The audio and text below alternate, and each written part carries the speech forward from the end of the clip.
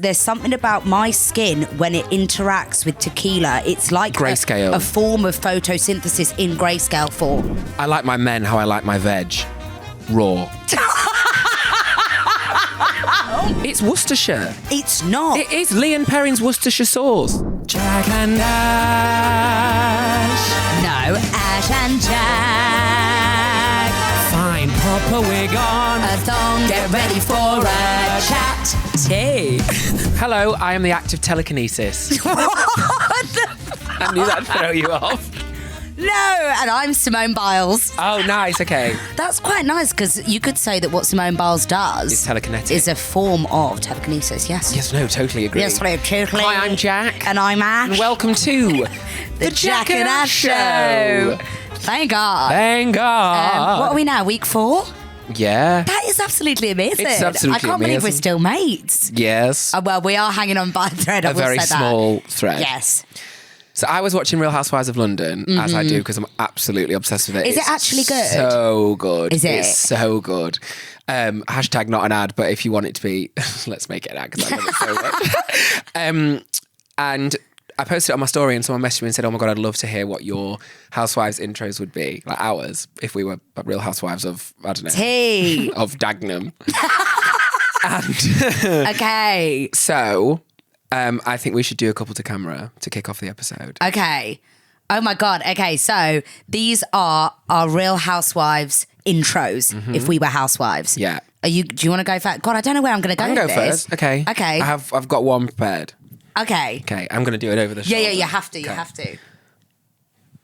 I may be gay, but I will always give it to you straight. Oh, nice. Good, isn't it? That's really good. Thank you. Quite cutting, actually, that one. Yeah. Okay. All right. I've got one. Good things come in small packages, but your husband already knows that. That's Hey. good. Is that good? Yeah, it's really good. Listen. Slag. Okay. Should we do another one? Yes. Okay. This is a bit. God, it's hard. This is a bit more risque. Okay. You're gonna like this one. Sorry. Wait, get your shit together. I know. You're a housewife. I know, yeah. Be yeah. one. No, totally agree. I like my men how I like my veg. Raw. Oh my God. That's hell, isn't it? Your mum listens to this. You're cooked. But like, you know. That's good. I thought for some reason, I thought you were going to say crunchy. No, where is Stir fried. sauteed? Past their sell by date. That's more accurate. It is. Oh God, that's good. Okay. Okay, yeah, I've got one. If fun were a crime, I'd be serving life.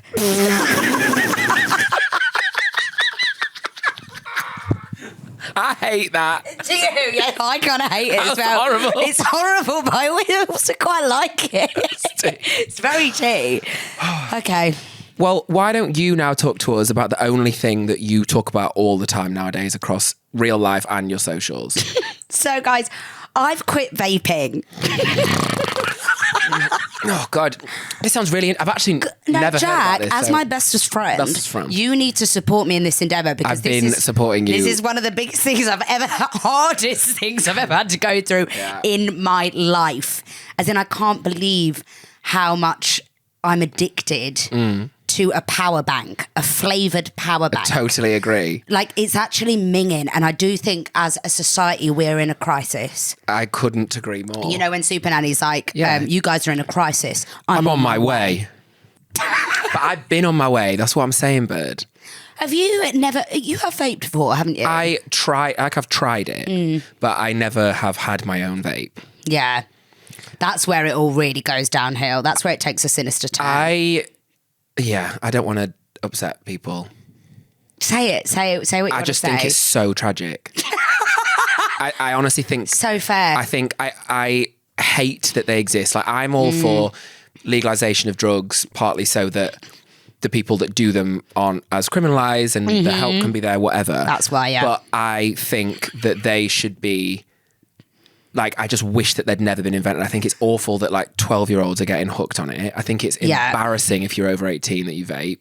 I think it's so tragic. I actually... Well, apparently like if someone vapes and if I am on a dating app and I see Oh someone my God, on no, that's Instagram, actually true. As in, we were looking through a really fit lad on a dating app for you the other day, and then you went, just saw a vape in his hand, and I thought... Cut the cameras. It's so tragic. Yeah. It's weirdly worse. I mean, I don't know that I would date a smoker, but I think it's worse than being a smoker. Because I totally agree. I actually think, no, fags are cunty. That's the point. Well, yes. That took me ages. God. Fags are cunty. Fags are cunty. They are. Famously. They look diva. But we also know that, I think the whole thing with fags is we know the repercussion of fags. Like, we know the effect it has on your lungs or whatever else. I think there's this thing with vapes where people are like, oh, well, it's not as bad as smoking in terms of tar and whatever on your lungs. It's so much We worse. have no idea. Like, you are just sucking battery juice and hoping it won't blow up in your mouth, which, by the way, it sometimes does. Yes, I used to wake up, open my eyes, wipe the crust from my retinas. You wouldn't even wipe the crust. You'd lie there and reach for it in the bed sheet. I used to hit that shit hard. And it felt great, but it is awful. And it did get to a point where Chris, my boyfriend, was basically like, we'd wake up in the morning, I'd like roll over and he'd just see like a veil of smoke and he'd go, do you just hit the vape? And I went, yep. And then I thought, I'm a nitty, like I'm disgusting. Because also Chris is so unbothered. So when he gets to the point where he's like, what's the first thing you did this morning? Just wake up and vape. Exactly. If you get judgment from Chris, that's it. You're done. You're lucky that he didn't get the ick. Well, I think he did a bit. Yeah, I agree. But you clawed it back. Yes. But basically, I've come to the conclusion that I don't want to do it anymore. Also, I was just feeling it in my lungs. You've had popcorn lung for about 3 years. Yes. Well, that's why the whole stitch when it comes out and my voice does that. I'm sure that's Do you think? I'm sure that's years of vaping, yeah. It's quite a worry. Because your alveoli are just packed up. Areola? No, areola grande. Alveoli? I'm pretty sure alveoli is the stuff in your lungs that gets affected by... I know it does some smoking. Oh my God, right, yeah. I thought you were trying to refer to a trachea. Anyway... Would I not have said trachea? Yeah, possibly. Anyway, so basically what you're saying about it being tragic is actually very interesting because all of that how to quit... Yeah, I'm right. Alveoli are tiny balloon-shaped air sacs in the lungs where gas exchange takes place during breathing. They're the ones that, with normal smoking, will get affected from actual like stuff in the smoke. But I imagine it's also affected by vaping. Yeah, definitely. Surely. And the rest. But yeah, so it's funny what you're saying about the tragic thing. Very funny. It's very funny and very hilarious and very comical because all of the how to quit vaping or smoking books, literally that's basically what the premise of it is. It's you need to see it as such a ridiculous act that when you change your mindset so much so that when you go out, you look at it and you have to mock it, which is what I've been doing as a friend for the last 3 years. Which I kind of hate though because obviously... Same with your eyelashes.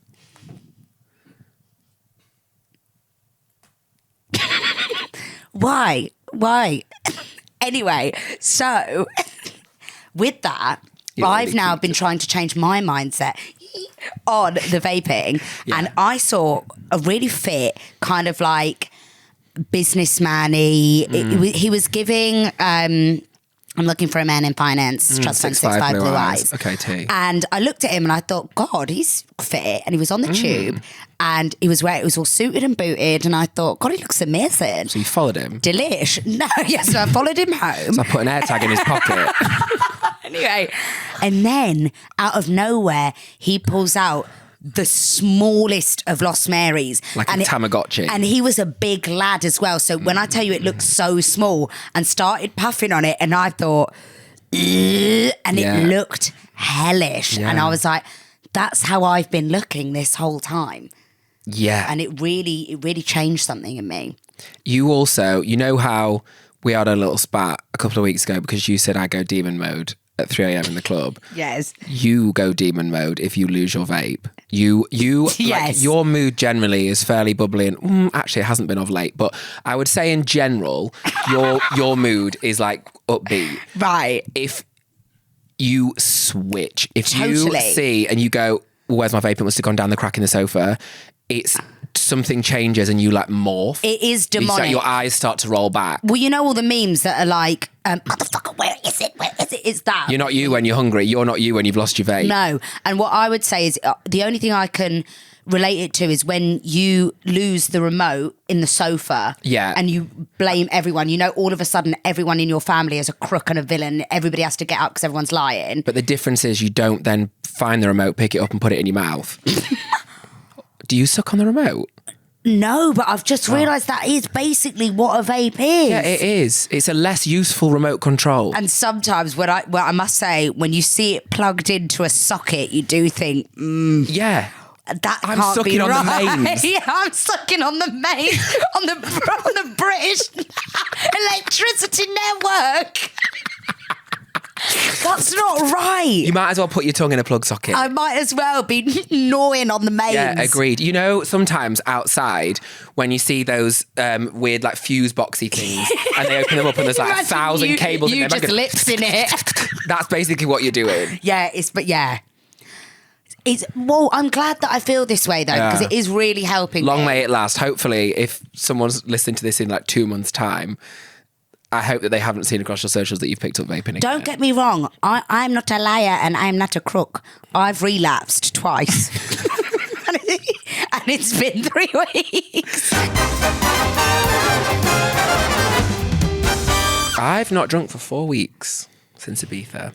I just wanted to, not even, I just wanted to prove to myself that I could do it. Like I've done dry Jan a few times. I didn't drink in December, maybe like 2 years ago. I just like random little pockets sometimes to just go, do you know what? I just want to reset a bit. Also, not to get boring, but like protein synthesis and stuff. If you're wanting to do well in the gym, alcohol is the actual devil. Mm-hmm. So I just thought, let me just lock in for a bit. And it's been nice. I feel like it's made us do activities that aren't as dependent on alcohol. Totally agree. Yeah. We've done some really fun stuff recently. What did we do this weekend? This weekend we went to a dinosaur exhibition. It was by King's Cross in London, and it was like Hans Zimmer had. I can't ever say Hans Zimmer with that one. He says he got the keys to my bimmer. I was just about to say, why do you say it like Zimmer, a robot? have you got the keys to my You're bimmer? like Hans Zimmer. Hans Zimmer. And he soundtracked it. Right. Top bloke, really nice guy. I really, really enjoyed it. It was really fun, actually. It was nice. Like I just love learning. It's really honestly enjoyed same, it. and it's nice to do things that aren't. I feel like a big conversation that's being had actually at the moment online is that. I remember seeing some lad on TikTok actually, and he was like pouring his heart out a bit, so not to be doom and gloom, but he was basically saying, I could not keep up with living in London because everything felt like a social drinking commitment. Yeah. And then when you're not on that vibe, it feels like you're just clapped and boring and you're a little hermit. You are. And that's true. I agree. I also think hobbies are really expensive. I think most people don't have hobbies. Yeah. I remember like being at one of those, you know, like those, oh my God, you know, those awful like work intro things that you do with people. Do you remember I put a story up the other day? Yeah, and it's like my worst fear is someone asking if I have, what is it? Give us your name and tell us something interesting about yourself. Yes, one interesting thing about myself. You've got loads though. Like you actually are interesting. But I wouldn't have anything to say to that. That is, I live in fear and dread every day that someone asks me that, or give me one fun fact about yourself. Well, Hate. you just talk about vaping, 'cause that's all you talk about. Hi, I'm Ash and I'm 3 days clean.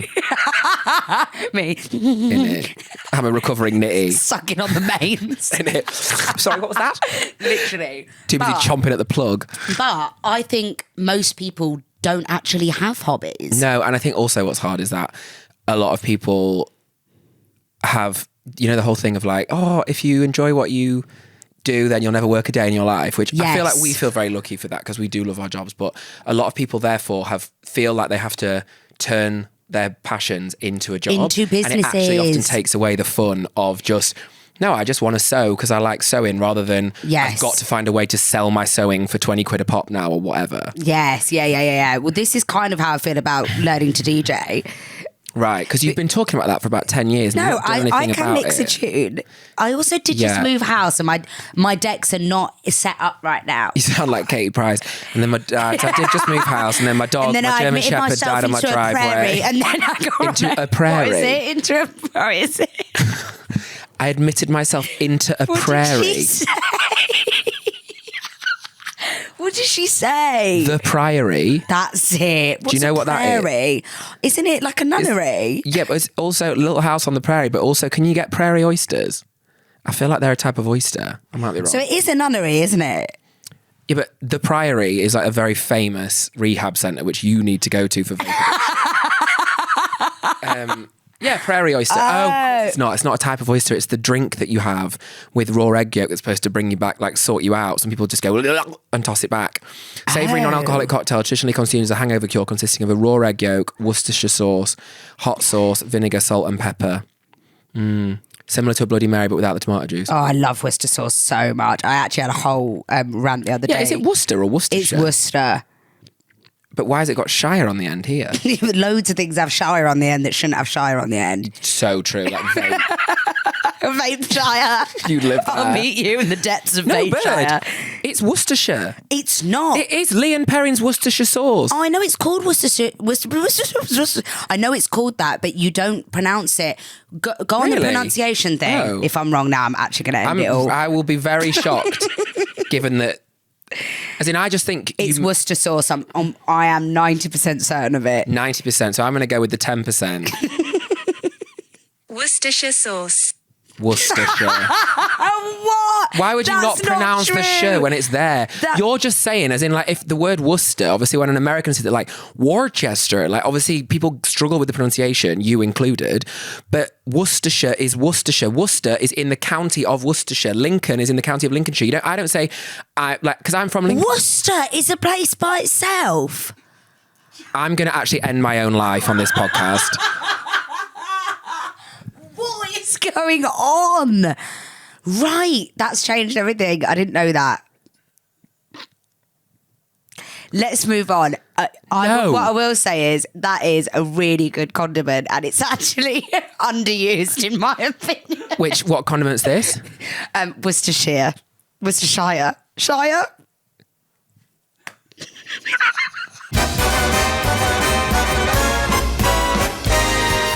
I think also people don't end up going out and doing more things or finding more hobbies, in my opinion, because they're so spenny. Yeah, I agree with that. And I feel like every extracurricular just costs so much money nowadays. You know how we were saying, like, the cinema, because a film is a hobby. Yeah, but it costs an arm and a leg. Exactly. So I'm like, of course people don't have hobbies. What do you expect people, I will people say, to be doing? Since we have had a film monthly membership, Yes. we've really started going a lot. So people can never really get their heads around. Again, not an ad, but I do feel like sometimes I'm trying to be the face of the Curzon because I'm so passionate about it, right? It's £25 a month for It a is cinema sick. ticket every single day. And you can go and see. So you could go and see like the big blockbuster that you want every day if you wanted, or whatever. Like it's mental. Yeah. And it's £25 a month. So that's like 1.5 normal cinema tickets because an adult one's about 17, 18 quid now. Yeah, in we London. worked it out as, even if you only use that membership once a month. You Twice. Yeah, okay, fine. Because like I just said, once would be like 17 or £18, wouldn't it? I don't know what it's like in Worcestershire, but in London, that's kind of the prices. I'm sure it's different in Worcester as well. They have a totally different scheme. Right. Where is it? So I've heard. What? But I think it's honestly amazing. And I feel like, Yeah. you know, and whichever one it is, people do View or Odeon or whatever, but it is a really fun activity because I feel like I go and see a lot more films now that I wouldn't necessarily pay 15 Totally to 20 agree. quid for, particularly foreign language films. I Yes. just find myself going and watching them. I'll often do it. You know, the luxury of our job is that a lot of the time we work in evenings, so I have the daytime to myself. So I'll go at like 2:00. I might be the only person in there just I watching a still random find foreign it. language one. I personally I love think it. going to the cinema any time before 3 p.m, Right. child catcher type vibes. Right. to go. It just seems very weird that you're in. But what I love about the cinema is if it's dark outside and it's kind of like, which is why I don't go cinema in the summertime. It's not the right season. Whereas it needs to be kind of like chilly, crisp outside. Right. Sun has set. You go into the cinema. You really immerse yourself in like the arts and film, and then you come out and it's still dark. You come out and it's light. It's breakfast time if you come out. Do you know what I mean? It's just not right. Right. Do you know what I mean? No. You don't agree with that at all? Not in the slightest. Really? Child catcher. Surely the best place to be away from children is in the cinema because they'd be at school. Actually, you're more of a child catcher for being out and about. You can't tell me that I'm a child catcher for living my life. Why not? You just told me I was a child catcher for checks notes enjoying the cinema. We can agree to disagree on We're that. going to have to. Yeah. But anyway, what hobbies can people do that are not costly? Should we look some up? Skipping comes to mind. As free? Yeah, but imagine if you went on a date. Isn't it? That's the most child catchery thing you've said not today. Helping myself. If you went on a date with someone, you said, what are your hobbies? And they said skipping, you'd walk out. I wouldn't. I'd text you and go, he's the one. You two skipping to the curves on. Who's going to skip to the bar? Okay, I'm going to look some up. Well, let me think of some first. Okay. Parkour.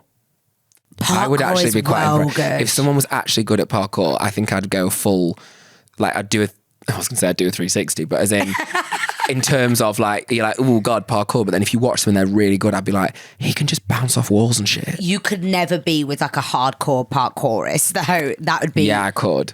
Could you fit? Yeah. No, you couldn't because they live like a life of severe danger. Yeah, but that's hot. It is hot, but like imagine if they die and then you get to mourn them and be like, oh. Yeah, he jumped off the Burj Khalifa. You'd be like, stupid idiot. Do you know what I mean? And now I'm without my love. Yeah, my love. My love. Wild water swimming, like not being in the pool, just getting in the sea. Do you remember when my dad went through a phase of doing that? Do you remember? Has he stopped? Right. Oh my God. My dad went through a heinous phase in lockdown where he was going wild water swimming, but basically he was doing it in a wetsuit. Is that how? I don't even know if that's how it's meant to be done. Well, it depends how cold it is. Right. It's not illegal. No, it's definitely not illegal. I mean, it's definitely verging on child catcher though. I will say that. But it's probably less child catchery to be in a wetsuit. Well, actually, yeah, because have you ever seen my dad's Speedos? Yeah. Guys, that is a G-string thong. Cisco wrote thong song about my dad and his Speedos. Baby! I like the way. Yeah, they're itty bitty. It is wild. Itty bitty, yeah. But the weird thing about it was basically good in it, though.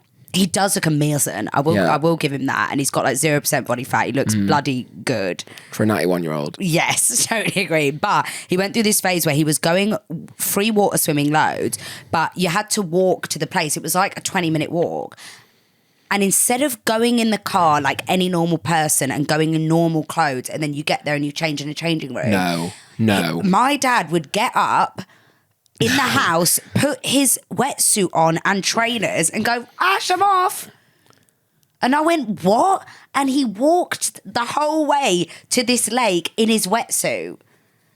I've got videos of this. I've actually got video. I'm going to insert it into this pod right now. I've got videos of him just walking down my street in a wetsuit and trainers. Bye. See ya.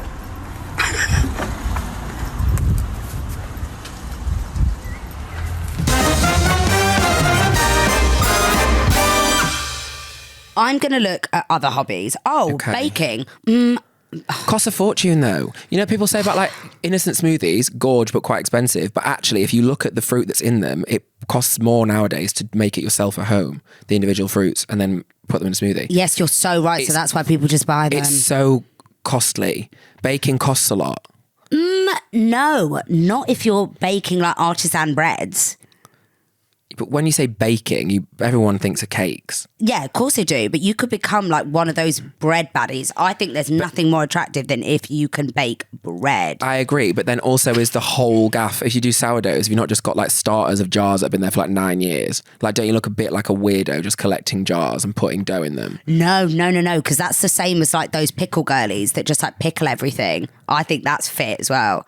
That is quite fit, and they've got a really good gut biome as well. Exactly, it's all good enzymes. Yeah, I think maybe bake. Where are my radishes? Oh yes, I still have some left.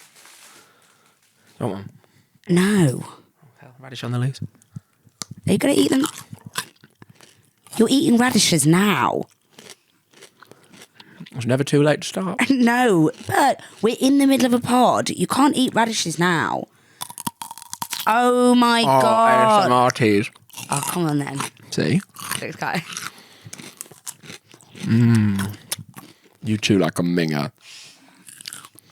Close your mouth. That's some ASMR for the people who like it. Some people pay big money for that, you know. There's lipstick all over my radish now. Delicious. You sure that is? Yeah, you have to when you eat radishes. They're so like... You have to close your mouth when you eat. They're very, very crunchy. I forget you were dragged up.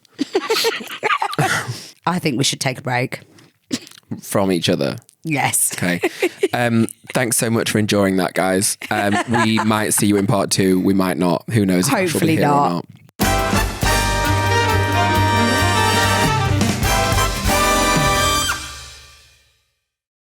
Hello and welcome back to the... What are you laughing at? Sorry, I didn't know if I was going to start or you were going to start, so then I was just silent for ages. Right. Welcome back, Tees.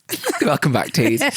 This part of the show is called Bestie Dictionary, which is basically us explaining some of our weird and wonderful phrases and letting you in on our peculiar secret language. So, do you want to start? Yes. Okay. Okay, what do we say when someone is kind of like in the corner of the club, done out, probably should have gone home like 3 hours ago? Mildew. No, mildew. No. As in like looks dishevelled. Oh, what are the odds he's dead? Yeah. Okay. So this, when did this come about? We've had loads of nights like this. It was, but I think we have to preface it with... Well, you started with actually saying it about me of the Rise and Shine night. Oh my God, yeah. So Ash was in a dress in heaven for my birthday years ago, and I think you got cold, and for some reason I had a spare t-shirt in my bag, and it was around that period where Kylie Jenner there was that meme about her that was like, rise and shine. And she was saying it to her bab. And I had a t-shirt made of it. And I had, it was the sun from Teletubbies. Yes. And it said rise and shine around And the it had, side. yes. And so you borrowed that t-shirt. I went to the toilet. They're quite strict about boys and girls going in the toilet at heaven. Came back out and you'd fallen asleep sitting on a ledge in heaven like this. I feel like we've probably got. We really do have a very good video of this, actually. If we do, then I can say like, because I was so committed to partying that night, but I was so drunk and so done out that you woke me up. And do you remember, I just immediately started dancing because I knew I didn't want to give up. It was giving, I am fucking leaving. In it. Oh my God, yeah. I'm going to play the video now.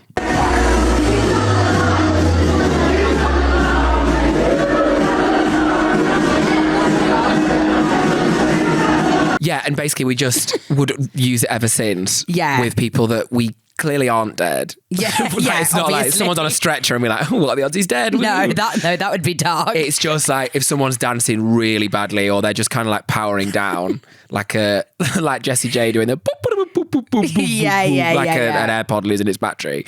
If you just look at that and it's just someone, you're like, oh God, what are the odds he's dead? Yeah, or if someone like, we've had it with our mates on nights out, that like when they just start to look a bit grey, you know, when like we've just been... You do that as well though. Yes. You go really grey at the end of a night. Yeah, I know. It's like your makeup sits so well and it's not even, like if we were on a night out, you could do a shoot that could last 12 hours and you'd look, look really good at the end of the shoot. It's like you're set and spread, whatever, like you bake really well. I But think on a it's night something out, about the way, like, alcohol infuses with the air and your skin. yes, there's something about my skin when it interacts with tequila. It's like Grayscale. a form of photosynthesis in grayscale form. Yeah, I agree. But it's almost the opposite of photosynthesis because it's not helpful. Yeah, it's necrosis. It's photo necrosis.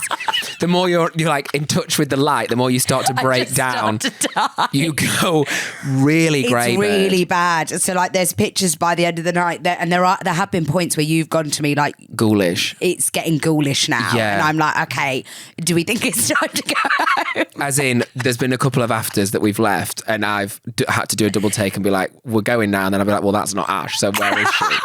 And you just look like a crushed velvet sofa in small pint-sized diva form. It's really bad. It's not great. No, it's not great. No, that's okay. It's not funny then, well, is it? what are the odds? Yeah, he's dead. It's actually just such a good one. I love that one. Yeah, okay. Next. Okay, my one. Yeah. What do we say if someone absolutely slayed the house down boots? Couldn't slay any harder. Ate the entire table and the lazy Susan. Yes, right. Okay, there is so much lore about this specific This one. is a crazy story. Okay, we were in New York, right? Yeah, at a Chinese. With a massive lazy Susan. Yeah, which there is were- why this came from that. Which there were about 12 of us around a table. For those of you who don't know what a lazy Susan is, it's basically, and I think I've said this before, maybe on the pod, I'm not sure. It's basically where you can put food on that circular thing in the middle and then you turn the table and it will end up around the other side rather than having to just physically pass the food.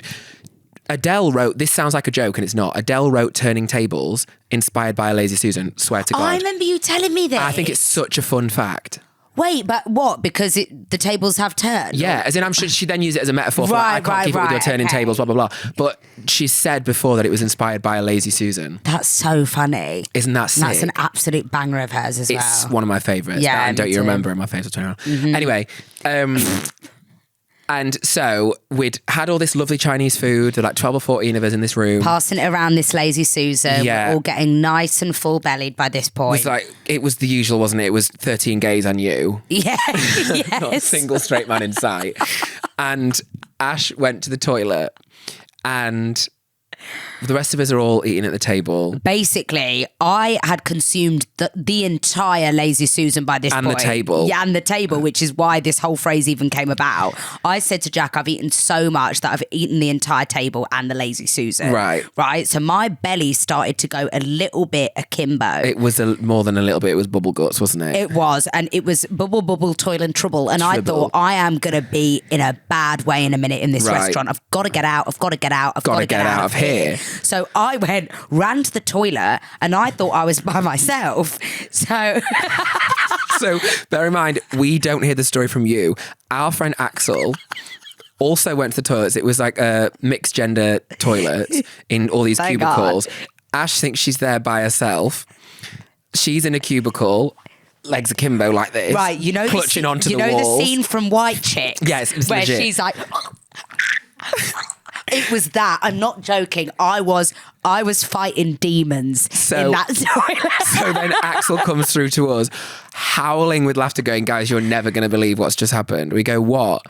He said, Ash is in the cubicle thinking she's in the entire bathrooms by herself. She's sitting there and all he heard from the thing was a rumble in her stomach and then, oh, tea. So Axel comes back to the table and just goes, we could not stop going. We were dying about- tea. Oh, So then Ash tea. walks back into the room after redecorating the bathrooms and we all turn to her and go, oh, tea. And you went, what? I went, what? Did you hear that? And you thought to start with that it was so loud that we'd heard it through the walls Yeah, I know, of the and bathroom. I was falling apart. Oh my God, that was a bad night. That was a bad night. Yeah, it was a really bad night. But you got it all out and exercised the demons because we had a cracking time after that. That in the club, Yeah. that's when you were throwing your arms I about. remember, yeah, skinny. It was because I got rid of everything. Exactly. It was amazing. And so you almost literally ate the entire table and the lazy Susan, but then it Yes. became a figure of speech of, hang on. If you're ate, eating. as in like you ate the entire table and the lazy Susan. Mm-hmm. So... That's really one of my faves. Oh, tea. Oh, and it was tea. oh, tea. We have a very exciting segment this week for the first time, because as of this morning of this pod coming out, we will have hosted our very first early morning breakfast on BBC Radio 1. So this pod has been made before that. So hopefully we've not fluffed it up, and hopefully we did an all right job. Imagine us saying this now, we've actually been fired. But we're doing it for every Friday through October. Early morning breakfast, 5 till 7 on BBC Radio 1. And we are so excited about it. I know I'm going to be fighting for my life with that time slot. I know. As in, I'm so excited for it. This is like a pinnacle in our careers, really and truly. It's unbelievable. I'm like, how on earth am I going to get to anywhere at 5 a.m? I can't get somewhere at 5 p.m. We could just roll through though, I think, from Thursday nights. Because you get there at like 4 a.m. That's easy. Straight from Freedom to BBC Studios. There you go. Perfect. I'm a bit nervous. Me too. But do you know what it is? It's working the radio, because for me that it's like a mothership when you're in there. It's actually really intimidating. It honestly looks like something out of Star Trek. Yeah, it's I huge. have such a newfound respect for radio hosts and DJs, because it's a real skill. To have 10 things going on at once. We've done it a few times now, and I was literally like, I am control-deleting the entire time. Yeah. But it's going to be 2. We're going to smash it. I can't wait. So please make sure you tune in, guys. Or if you're not up at that time, you can listen back, because I understand not everybody's. I know. Speaking of your radio show, I thought you guys might be feeling a bit nervous. Now, obviously, I'll be catching up and listening, because I will not be up at 5 a.m. No. But I've arranged for some advice for you. From somebody at Radio 1. So I've got a little voice note here. Have a listen to this. Hey Jack and Ash, it's Matt and Mole here from Radio 1. Hi. We cannot wait to hear your first early breakfast show this week. It's going to be so good. Matt, any advice for somebody doing a Radio 1 show with a co-host? Ooh, well, I think the fact that you guys are friends already is really good. Mol and I, obviously, best mates. And you can kind of get away with lots when you're doing a show with your best mate. Sometimes, though, I forget what is for on the radio and for off the radio. Sometimes Mol tells me something and says, don't tell anyone. And then I tell the entire nation. So Next thing you know, he's like, guys, I've got a great story on air. So just be careful with that. And also work out your communication, because we've got lots of hand gestures and signals and things that we do. There's almost a telepathy, isn't there? There is, yeah. You point, I point, and then we just completely ignore each other. Exactly. Mol, what am I thinking of right now? Spaghetti bolognese. How does she do it? Unbelievable. How does she do it? Unreal. Anyway, guys, good luck for your first show. We'll be listening. Oh, that's unreal. That is so also, I'm not going to lie, that made me think, well, we can't go on Radio 1 then, because every story of ours is an inappropriate story. I know.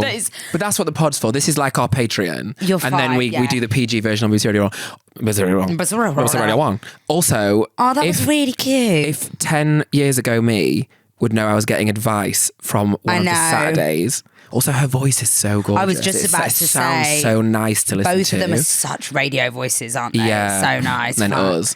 I'm going to start licking the mains. Well, me sucking on the mothership at Radio 1. I hope I sound like Molly. Do you reckon I could take a toke off that? That switchboard's looking mighty tasty.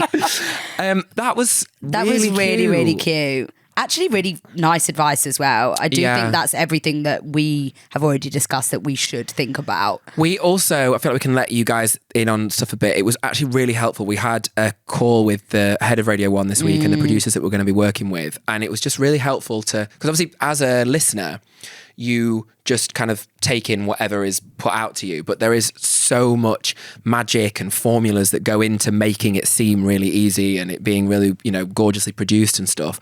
And it was just helpful for us, wasn't it? In terms of being told, think about that time slot and what people might be doing at 5 to 7 a.m, what kind of energy they want to be listening to, the way that the show is divided into they see it as like 4 different half-hour segments. Like, it's just stuff that you would have no idea about. There's so much to it. Like, I didn't deep it as much as I should have almost because we can be really hyperbolic at points and sometimes if we're in that mood, we are shouting.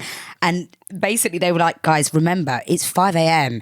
These people have either just finished like a night shift and are coming home knackered. They want a calming, soothing tone. And I thought, God, you hired the wrong person there. Or they're gently waking up, getting ready for making food for their family and then doing a school run or going to work or whatever.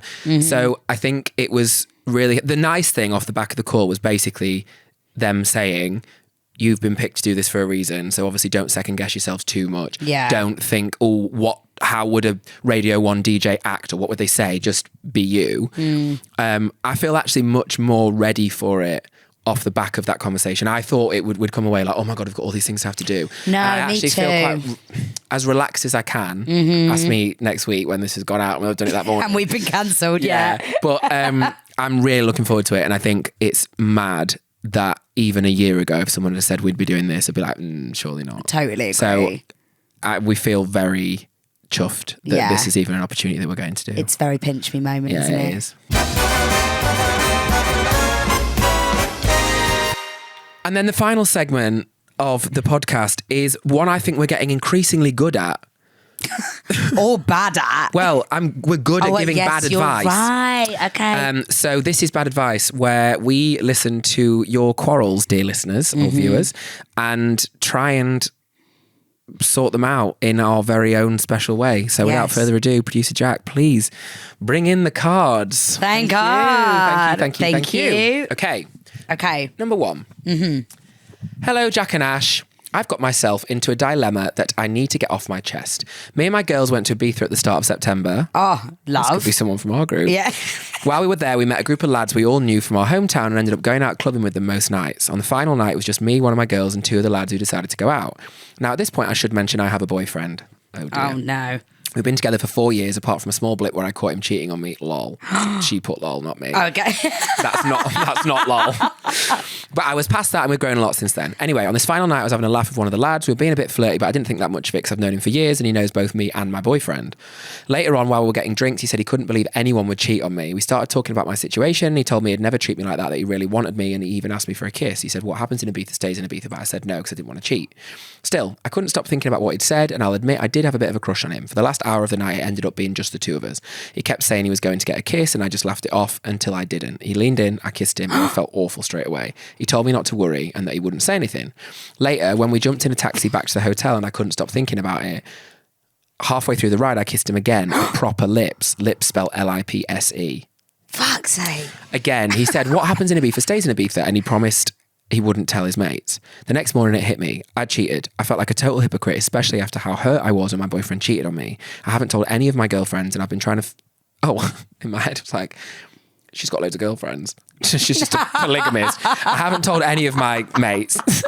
And I've been trying to forget about it since coming home 2 weeks ago, but I'm terrified the truth will come out. So here's my dilemma. What would you do in this situation? Should I come clean? Should I ignore it? What would you say or do if you were me? Thanks, love you, Anonymous XOXO. How fit is Ibiza boy? And how fit's your boyfriend? Yeah. Is it worth it? Let's see them side by side. Is this... May the best man win. Make them duel. I agree. Joust. Make them... Bring back jousting. Genuinely, bring it back. On horses? Yes. To win the affections of a fair maiden. The fair maiden. Totally agree. I must say... my thought is, right, is she doing this because she's not over the fact cheating. that he cheated? In which case, because this is what I think it's hard. I think a lot of the time when someone cheats, you should split up. Because you're going to forever be resentful to them and it never really goes away. And then totally almost agree. you sometimes become the baddie because it's like, we're together, but you've not got past it. And it's so hard because it's like, you can't force yourself to get past something, but equally the other person's like, I did that, I apologise, I'm sorry, I came... And you've chosen to take me back after exactly. it. Totally so agree. you aren't allowed to hold it over them, but if you still hold resentment, you shouldn't be together. So if it's because of that and it's almost like, oh God, sod it, then fine. It also, I don't know, maybe she is bored or has lost attraction in her situation. So... Actually, this is good advice. Bad advice would be... Innit? My bad advice would be... I was like, all right, Dr. Phil, Yeah, this is innit? really bad. I'm going to go back to the jousting. I would if I were say, you. message your boyfriend and say, I kissed someone. Yeah. It was better than you. Yes. If you want to keep me, meet me at this specific location. Yeah. Come on horseback. Come on horseback, bring weaponry. Yes. Done. That was well easy. Next. Okay. Oh, love this already. This from the sultry super smeller. Oh, Me. in it. Oh no, we're not going into that today. Hi, Jack and Ash. In my friendship group, there's a guy, let's call him Andy, who is developing a reputation for being smelly. No. Oh, God. We've had a few of this. Well, we've had a few instances of this. Anyway, not I me. have no sympathy for people who smell. Continuing this Yes. is especially noticeable when we go out on one of our feral raves at the weekend. Oh, arms in the air. Yeah, it's honestly unbearable. I feel like if it was me who was this smelly, then I'd want to know about it. Totally agree. Yeah. But no one in my friendship group wants to tell him, and every time I mention it, they tell me not to say anything. Tell him. What should I do? I fear my delicate nostrils can't take much more of it. 100% tell him and give him an ultimatum. If it's not sorted out, you're out of the group. Oh my God, imagine saying that to one of your mates. Happily. I've got one in mind right now.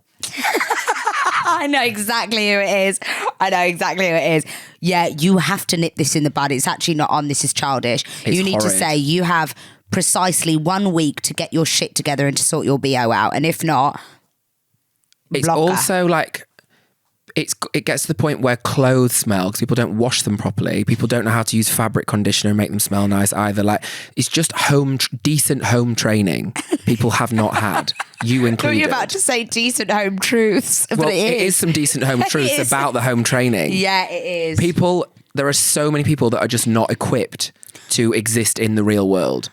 I also think like normalise just telling your friends you smell. You would tell Totally me all the agree. time if I smell. Yeah, and I think again, going back to eyelash gate, having learnt from that, it's one of the things that you just obviously do delicately. Like you're not just getting in front of everyone and go, "Whoa, mate, you stink." But if you say like, you can.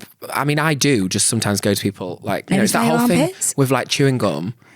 Where you put one in and be like, do you want a chewing gum if someone's breath smells? You go and you get the deodorant and you put it on and you go, do you want some? And they go, why do I need it? And if they ask that, you Yes. go, you do a bit, yeah, but I was being polite. Maybe you just need to be like a travelling deodorant salesman. Or if failing that, just shoot him with a gun. I like that better. Yeah. Next. God, it's always a maiden. This is from the Vengeful Maiden. Okay. Okay. Hi, me lords. So a while back, I lived in a house with 4 other people. Know what that's like. Yeah. Hell. No, I really love them, but it has an expiry date. One of the girls pulled And it this was about 4 years ago. Yes. One of the girls pulled this teeny little prank on me. And I'm the type of person who's like, go big or go home. Oh, God. So instead of something small, I came up with this master plan to mess with her. Here's the thing though, she always locked her bedroom door whenever she left the house, so my plan seemed impossible. Until one day she accidentally left her keys in the living room. And yeah, I did the worst thing possible. I took her key, made a copy, and put it back before she noticed. Ooh. Bit weird. GDPR. Yeah, bit weird that. Security breach. From then on, every time she left, I would sneak into her room and move stuff around. Nothing huge, just changing the order of her things. That's your worst nightmare. You'd would end it, I think. lose the plot. Because everything is so specific in my room. Yeah. Imagine if someone turned my vase around. Oh, God. God forbid. Straight out As the in, I've window. not put like your shower gels and things back in the right place in the shower ever. And you always go, it's the way you deliver it as well. You go, you're going to put that back in its rightful place next time, yeah? And you I go, don't. You always say you will. And yeah. You don't. So just changing the order of her things, shifting objects, swapping little details. That's so annoying.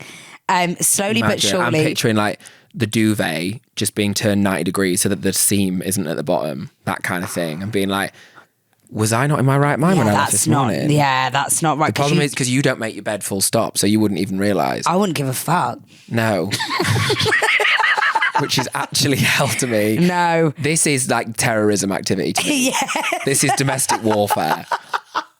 Slowly but surely, she started to notice. She'd come downstairs like, guys, I swear my room isn't how I left it. And all of us, including me, would act confused. No, I'd go, because she thinks She now hates she's her. going mad. She hates her housemate. We would all act confused and make her feel like she was imagining things. Have you seen that Black Mirror episode? I think it's the most recent season where the girl starts at the new office. Oh my and it's God, that white yes. blonde girl, and she basically like Keeps doing all these and things she to can her. kind of rewind or delete history and stuff and change things. And Yes. it's just because she was a bully to her at school. That's what it's giving. I think that's terrifying. Over time, it actually got to her. Obviously, over time. How long are you doing this for? You are a bully. Yeah, she started thinking she was going crazy and even began therapy. Hang on, and this is from a small prank that she played. Yeah. And even began therapy because of this, and I never confessed. I was also encouraged to attend her sessions. No, this is...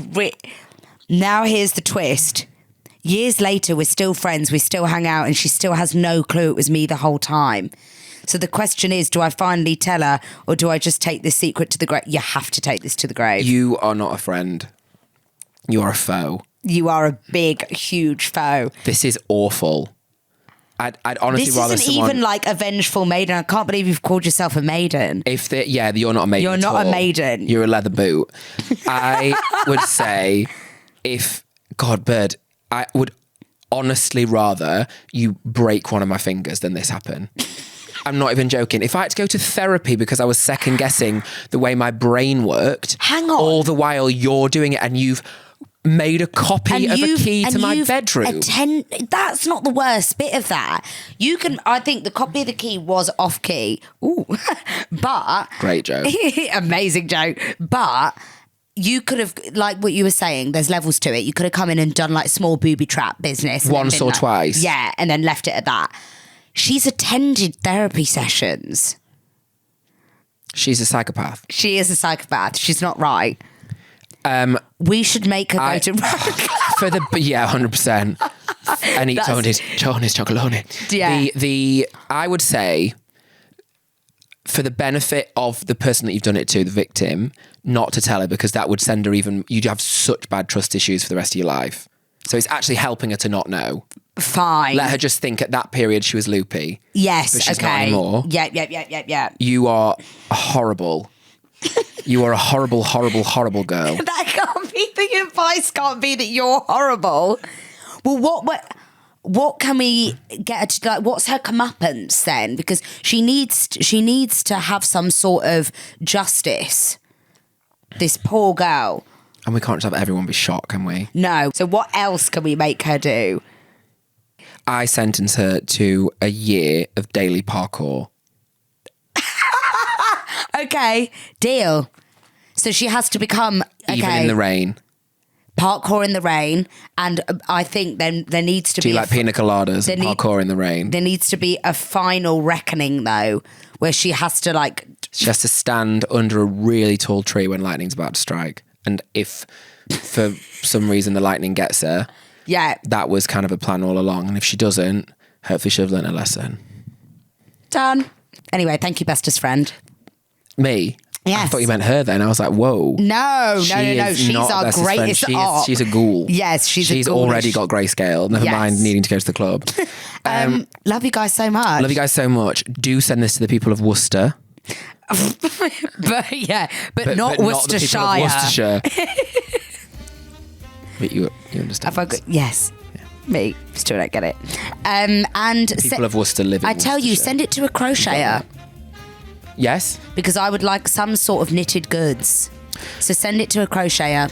Thank you guys. And remember, we love to hear from you. So please message us with all your dilemmas, stories, crazy mishaps and mayhems to @The Jack and Ash Show, or email us at hello@thejackandashshow.com. Boom. God, it's not my first fucking rodeo, is it? Bye guys. Love you.